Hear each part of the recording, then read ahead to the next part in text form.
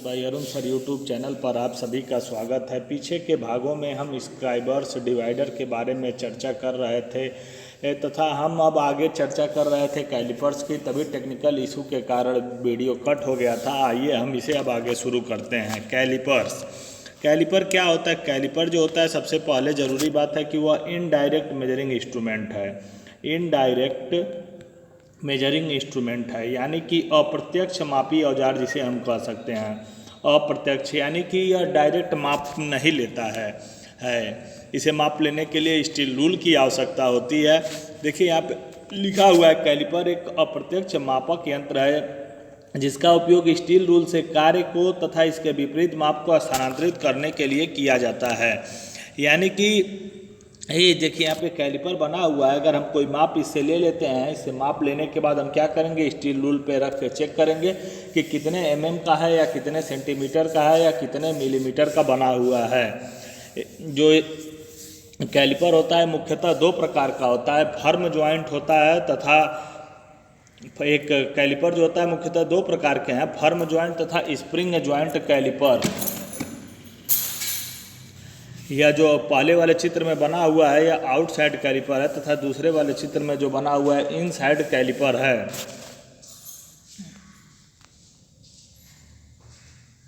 देखिए जोड़ के आधार पर फर्म ज्वाइंट कैलिपर और स्प्रिंग ज्वाइंट कैलिपर। यहाँ पर देखिए चित्र में दिखाया गया, यह क्या है? यह आउटसाइड कैलिपर है। यह भी आउटसाइड कैलिपर है, लेकिन यह फर्म ज्वाइंट वाला, इस प्रकार का जो ज्वाइंट होता है इसे फर्म ज्वाइंट कहते हैं। यह स्प्रिंग ज्वाइंट होता है। यहाँ पे एडजस्टेबल नट लगी होती है। और यह वाला जो चित्र में आपको दिखाया गया है उसे हम कहते हैं कि इनसाइड कैलिपर। इनसाइड कैलिपर, यह जो आपको चित्र में दिख रहा है यह है इनसाइड कैलिपर। Inside caliper. अब आगे इसमें हम देखते हैं, इसमें जो मुख्यतः बात होती है, कैलिपर का स्पेसिफिकेशन जो होता है पॉइंट से पिवट तक की दूरी होती है। आउटसाइड कैलिपर की विशेषता क्या होती है? दोनों टांगें जो होती हैं उसके दोनों लेग अंदर की ओर मुड़ी होती हैं तथा जो माप लेता है बाहरी माप लेता है। इनसाइड कैलिपर में क्या होता है, देखिए दोनों लोग किधर की तरफ मुड़ी हुई हैं, बाहर की तरफ मुड़ी हैं, लेकिन माप क्या ले रहा है? माप देखिए अंदर वाला ले रहा है, अंदरूनी माप ले रहा है। यह बहुत ध्यान देने वाली बात है। इनसाइड कैलिपर की जो टांगें होती हैं बाहर की तरफ मुड़ी होती हैं, यानी जो लेग्स हैं बाहर की तरफ मुड़ी हैं, लेकिन मेजरमेंट क्या कर रहा है? अंदर का कर रहा है, यानी अंदरूनी माप को ले रहा है। और यहाँ पर देखिए चित्र नंबर 1 में इसकी दोनों टांगें क्या हैं? अंदर की तरफ मुड़ी है, लेकिन माप क्या ले रहा है? बाहरी माप ले रहा है, यानी बाहरी एक्सटर्नल मेजरमेंट करता है कैलिपर। अब यहाँ पर देखिए स्प्रिंग ज्वाइंट कैलिपर से लाभ यह है कि इसमें एडजस्टेबल नट के द्वारा शीघ्रता से शेडिंग कर सकते हैं। फर्म ज्वाइंट कैलिपर को सेट करने के लिए इसे लकड़ी की सतह पर हल्का सा चोट दी जाती है। अब आगे है कैलिपर में जैनी कैलिपर। यह बहुत ही इंपॉर्टेंट है, यह बार बार परीक्षा में कई बार पूछा गया है। पूछा जाता है जैनी कैलिपर के अन्य नाम क्या हैं? तो जैनी कैलिपर के जो अन्य नाम होते हैं, hermaphrodite caliper, odd leg caliper, point leg caliper और भी इसे कहा जाता है। Hermaphrodite caliper, odd leg caliper और पॉइंट कैलिपर। देखिए यहाँ पर दिया हुआ जैनी कैलिपर के एक पैर से एडजस्टेबल डिवाइडर नोक होती है तथा इसका दूसरा पैर अंदर की ओर मुड़ा होता है। विभिन्न मापों में मिलते हैं, जैसे 150 mm, 200 mm, 250 mm और 300 mm, यानी कि 150 mm, 200 mm, 250 mm और 300 mm मापों में उपलब्ध हैं। जैनी कैलिपर का उपयोग क्या होता है? आंतरिक तथा बाहरी किनारों से समानांतर रेखा खींचना, यानी मेन काम क्या है इसका? कॉर्नर्स से पैरेलल लाइन खींचना तथा गोल छड़ का केंद्र ज्ञात करना, यानी गोल छड़ों को केंद्र को ज्ञात करने के लिए हम इसका उपयोग करते हैं। एक कैलिपर मुड़े हुए पैर के या हील के साथ मिलते हैं। यहाँ पर देखिए चित्र फिगर नंबर 1 में जैनी कैलिपर का चित्र को दिखाया गया है। जैनी कैलिपर का ये चित्र है। इसे हर्माफ्रोडाइट कैलिपर या आड लेग कैलिपर भी कहते हैं।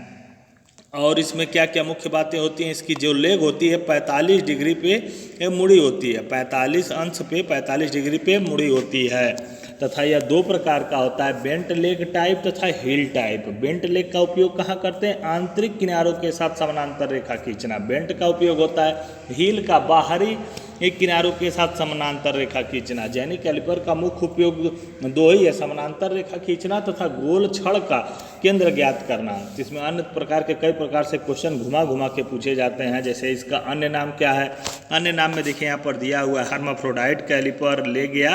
अब पॉइंट कैलिपर भी इसे कहते हैं, इसे आड लेग कैलिपर भी कहा जाता है। इसके अन्य नाम है यह लेग तथा पॉइंट कैलिपर। यहाँ पे इसके काम को दिखाया गया है, कैसे कैसे इसे समानांतर रेखाएं खींचते हैं।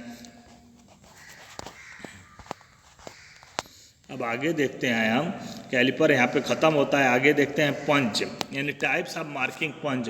पंच कितने प्रकार का होता है? पंच मुख्यतः 3 प्रकार का होता है। सेंटर पंच होता है सेंटर पंच के बाद हमारा डॉट पंच होता है, डॉट पंच के बाद प्रिक पंच होता है। सेंटर पंच का एंगल पूछा जाता है तो सेंटर पंच का एंगल 90 डिग्री होता है, जबकि डॉट पंच का 60 डिग्री तथा प्रिक पंच 2 पार्टों में पाया जाता है, 30 डिग्री वाला प्रिक पंच तथा 60 डिग्री वाला प्रिक पंच। सेंटर पंच का उपयोग, जो सेंटर पंच 90 डिग्री होता है, उसका उपयोग छिद्रों की स्थिति निर्धारण में करते हैं, यानी सेंटर को लोकेट करने के लिए किया जाता है। आइए इसे हम एक एक करके देखते हैं। यहाँ पर देखिए लिखा हुआ है सेंटर पंच। केंद्र पंच में नोक का कोण 90 डिग्री होता है, सबसे इम्पॉर्टेंट यही है। सेंटर पंच में जो एंगल होता है वह कितना होता है? 90 डिग्री का होता है। इसके द्वारा बनाया गया पंच चिन्ह चौड़ा होता है तथा बहुत गहरा नहीं होता है, यानी कि विड्थ ज़्यादा होती है तथा डेप्थ कम होती है। विड्थ ज़्यादा यानी चौड़ाई ज़्यादा होगी तथा डेप्थ कम होगी। इस पंच का प्रयोग छिद्र की स्थिति स्पष्ट करने के लिए किया जाता है, यानी कि सेंटर को लोकेट करने के लिए किया जाता है। चौड़ा पंच चिन्ह पर ड्रिल को शुरू करने के लिए ठीक ढंग से बैठाने की आवश्यकता होती है। यहाँ पर देखिए चित्र नंबर 1 में दिखाया गया है, यही जो एंगल है इसके इंक्लूडेड एंगल 90 डिग्री का है, तो यह सेंटर पंच है, यानी कि यह कौन सा पंच है? सेंटर पंच है। यहाँ पर इंक्लूडेड एंगल कितना है? 60 डिग्री का है, तो यह कौन सा पंच है? डॉट पंच हो जाएगा, डॉट पंच।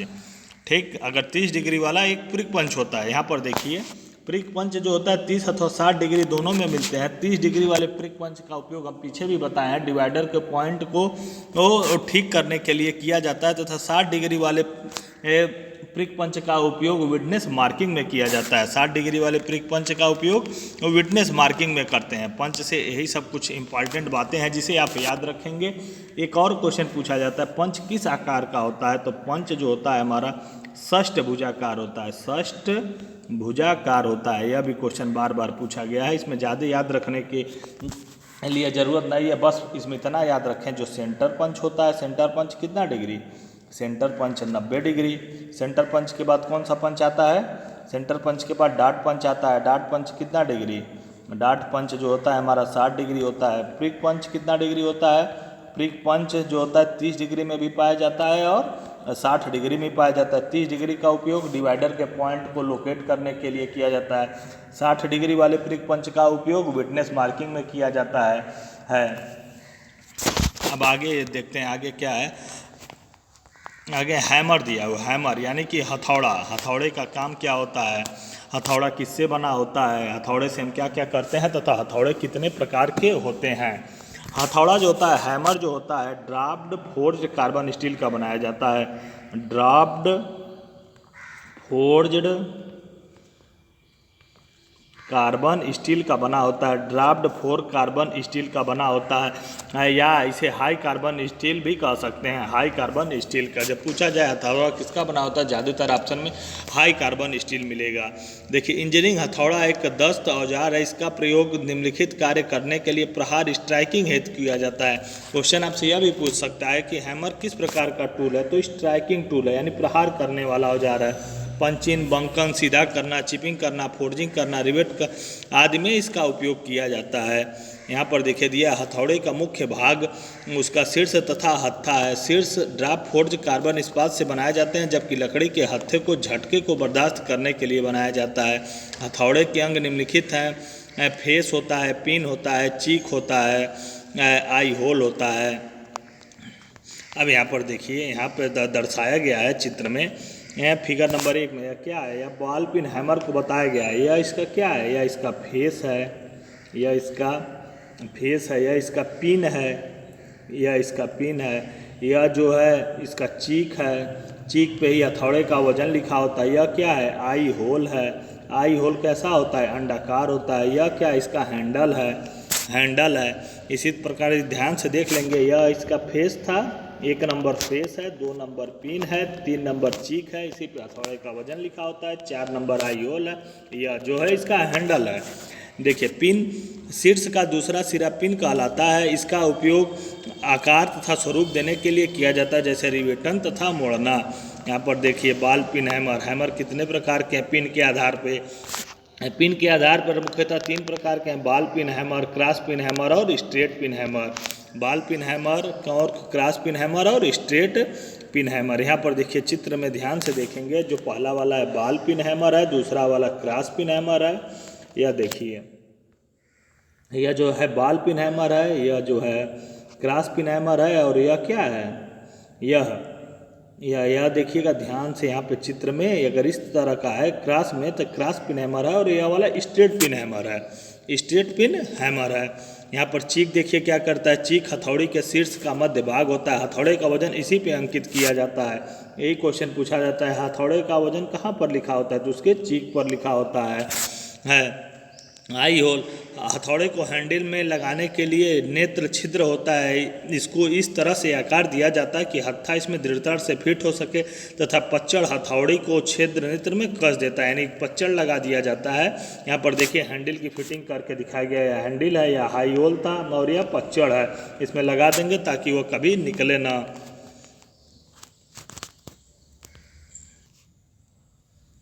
देखिए इस चित्र में दिखाया गया है रिवेटिंग के लिए हैमर का उपयोग, यानी कि रिवेटिंग के लिए क्वेश्चन पूछा जाता है, रिवेटिंग के लिए किस हैमर का उपयोग करते हैं, तो रिवेटिंग के लिए हम बॉल पिन हैमर का उपयोग करते हैं। रिवेटिंग में किस हैमर का उपयोग होता है, बॉल पिन हैमर का उपयोग करता है। अगर एक दिशा में किसी जाब को फैलाना हो तो किसका उपयोग करते हैं, क्रॉस पिन हैमर का उपयोग करते हैं। दोनों ही बहुत इंपॉर्टेंट है, यानी स्ट्रिप बनाना हो तो क्रॉस पिन हैमर का इस्तेमाल करेंगे तथा रिवेटिंग में बॉल पिन हैमर का हम इस्तेमाल करते हैं। यह क्वेश्चन बार बार पूछा गया है, इन क्वेश्चनों पर जरूर हम ध्यान देंगे। ये अब देखिए आगे देखते हैं, इंजीनियरिंग हैमर को सदैव उसके भार तथा पिन के आकार से वर्गीकृत किया जाता है, यानी कि इंजीनियरिंग हैमर का स्पेसिफिकेशन कैसे होगा, उसके वेट के आधार पर कि उसका वजन कितना है तथा पिन के आकार पर और उसका वजन कितना है। क्वेश्चन पूछा जाता है मार्किंग में कितने ग्राम हैमर का उपयोग होता है, तो 250 ग्राम का हैमर का उपयोग होता है। देखिए दिया हुआ है इसका भार 125 से लेकर 1500 ग्राम तक होता है। देखिए यहाँ पर दिया है चिन्हन कार्य हेतु इंजीनियरिंग हथौड़े का भार 250 ग्राम रखते हैं, यानी मार्किंग करने के लिए जो हथौड़े का वजन होता है 250 ग्राम, यानी 1 पाव का हथौड़े का इस्तेमाल किया जाता है। यह क्वेश्चन बार बार पूछा गया है। यानी हैमर का स्पेसिफिकेशन किसके आधार पर हो जाएगा, वेट और शेप ऑफ पिन के आधार पर। फिर हथौड़े कितने यानी 150 से लेके 1500 ग्राम तक के हथौड़े मार्केट में उपलब्ध होते हैं। इसके पिन तथा फेस को हार्ड एवं टेम्पर किया जाता है। फिर स्लेज हैमर जो होता है जिसका उपयोग लोहारकारी में किया जाता है, वह 2 केजी से लेके 10 केजी तक के उपलब्ध होते हैं, यानी 2 केजी से 10 केजी तक उपलब्ध होते हैं। आगे देखते हैं भी ब्लॉक। भी ब्लॉक का काम क्या है, भी ब्लॉक का जो मुख्यतः काम होता है, भी ब्लॉक जो क्या करता है, भी ब्लॉक भी आकार में होता है या सिलेंड्रिकल जाब को होल्ड करने के लिए करता है। तथा पूछा जाता है भी ब्लॉक में एंगल कितना होता है, भी ब्लॉक में 90 डिग्री का एंगल होता है। पूछा जाता है फिर कि भी ब्लॉक के साथ किस क्लैंप का उपयोग करते हैं, तो भी ब्लॉक के साथ हम यू क्लैंप का उपयोग करते हैं। इसमें यह बातें बहुत इंपॉर्टेंट है। पहला भी ब्लॉक के अंतर्गत एंगल 90 डिग्री करता क्या है, सिलेंड्रिकल जाब को होल्ड करता है, यानी सिलेंड्रिकल जाब को पकड़ता है। तथा भी ब्लॉक के साथ किसका उपयोग करते हैं, भी ब्लॉक के साथ हम यू क्लैंप का उपयोग करते हैं। आइए अब इसे हम विस्तृत के रूप में देखते हैं। मार्किंग एवं मशीनों पर कार्य को सेट करने के लिए भी ब्लॉक का हम इस्तेमाल करते हैं। साधारण किस्म के भी ब्लॉक की विशेषता फिगर तथा 1-2 में प्रदर्शित की गई है। देखिए यहाँ पर दिया हुआ है भी के अंतर्गत कोड यानी इंक्लूडेड एंगल कितना है, 90 डिग्री है। बीमा फ्लैटनेस वर्गाकार के संबंध में ब्लॉक उच्च परिशुद्धता तथा परिष्कृत होते हैं।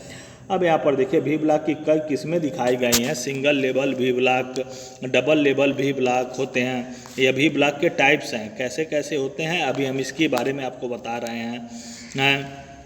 यह देखिए यह जो बना होता है यह ग्रू होता है, ग्रू, ठीक।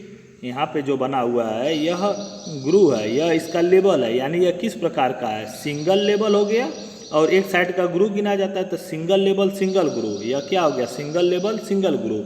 अब यहाँ पर देखिए लेवल 1 है लेकिन ग्रू कितना है 2 है, तो यह सिंगल लेवल डबल ग्रू। देखिए यहाँ पे सिंगल लेवल डबल ग्रू, इस तरह से आपको एक चित्र बना दिया जाता है, पूछा जाता है कि यह कौन सा वी ब्लॉक है। तो यह जो होता है इसे ध्यान रखेंगे, यह लेवल होता है, साइड वाला जो होता है ग्रू होता है, लेकिन दोनों साइड का नहीं गिना जाता है, एक ही साइड का गिना जाता है। इस साइड का हो गया तो इस साइड का क्या है, यह सिंगल लेवल डबल ग्रू वो वी ब्लॉक है। इसी तरह से और चित्र हम देखते हैं, और चित्र अगर दिया हो यहाँ पर क्या हो जाएगा, इस चित्र में देखिए 1 लेवल 2 लेवल ग्रू 1 है तो डबल लेवल सिंगल ग्रू, यह क्या हो गया डबल लेवल सिंगल ग्रू वी ब्लॉक। किसी प्रकार से बहुत सारे वी ब्लॉक होते हैं, वी ब्लॉक का उपयोग भी अलग अलग होता है। यहाँ पर देखिए, यहाँ पर वी ब्लॉक की सहायता से एक शाफ्ट को पकड़ा जा रहा है, बीच में इसकी ड्रिलिंग करनी है। अब आइए देखते हैं वी ब्लॉक में के मटेरियल क्या है तथा कितने ग्रेड में मिलते हैं। सबसे मुख्य बात होता है वी ब्लॉक में वी ब्लॉक 2 ग्रेड में मिलते हैं, ए और बी ग्रेड। जो वी ब्लॉक के कितने ग्रेड में है, ए और बी ग्रेड।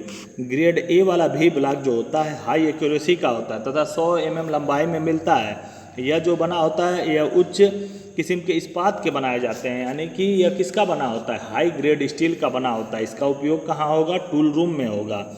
यानी कि वी ब्लॉक में मुख्यतः बात यह है वी ब्लॉक कितने टाइप से में मिल रहा है, कितने ग्रेड में, ए और बी ग्रेड में मिल रहा है। वी ब्लॉक जो है वी ब्लॉक का ए ग्रेड वाले की लंबाई कितनी है 100 mm है। वी ब्लॉक के ए ग्रेड की लंबाई कितनी हो गई 100 mm हो गई। यह किस मटेरियल का बना होता है, हाई ग्रेड स्टील का बना होता है, हाई ग्रेड स्टील का बना होता है तथा इसकी एक्यूरेसी क्या होती है, हाई एक्यूरेसी होती है, हाई एक्यूरेसी होती है। इसका उपयोग कहाँ होगा, टूल रूम में होगा। इसका उपयोग कहाँ होगा, टूल रूम में होगा। तथा यह कितनी परिशुद्धता होती है इसकी 0.005 mm, 0.005 mm की परिशुद्धता में यह मिलता है। ठीक है, वो 1 मिनट।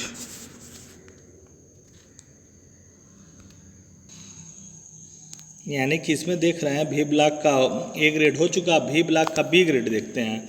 वी ब्लॉक का बी ग्रेड, वी ब्लॉक का बी ग्रेड किस में मिलता है, वी ब्लॉक का जो बी ग्रेड होता है उसकी लंबाई 300 mm होती है तथा यह जो होता है क्लोज्ड ग्रेन कास्ट आयरन का बना होता है, क्लोज्ड ग्रेन कास्ट आयरन का बना होता है तथा ये लो एक्यूरेसी होती है तथा इसका इस्तेमाल हम मशीन शॉप में करते हैं। यहाँ देखिए, देख लेते हैं हम एक एक करके।